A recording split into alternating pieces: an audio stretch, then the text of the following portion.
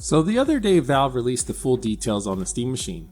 The different models, the specs, the prices, and the entry version sitting at about $1,050. No controller included, 512 gigabytes of storage, and I just kind of sat there staring at it. Not angry, just disappointed. And honestly, that might be worse. It was one of those moments where you think, so this is how hope dies. I like Valve, and I've been excited for the Steam Machine ever since they announced it last November. I've been planning on picking one up. I still kind of want one, I just don't think I can at this price.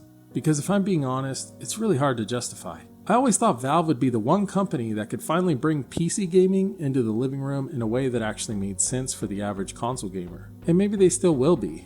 But when you look at that price and what's included, 512 gigs just isn't much anymore. You're going to be deleting games constantly. And no controller included either, which means you're already adding costs on top of it. Unless you have one lying around that you're willing to use, or you're planning to use mouse and keyboard while you sit on the couch, which isn't really ideal. And then there's performance. From everything we've seen so far, it's landing right around or a little below a base PS5.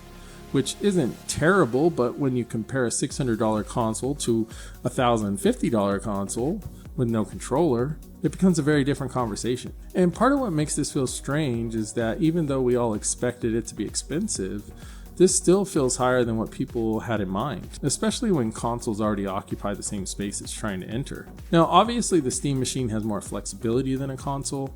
It is a PC, but I think most people are going to still look at this as a console first. And in that context, it becomes a tough sell for the average player. There's still value here for Steam fans, PC enthusiasts, people who want that flexibility.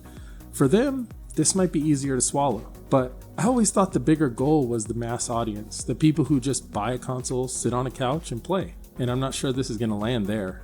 And look, I'm not mad at Valve. I get it. I trust them. I love Steam. I love my Steam Deck.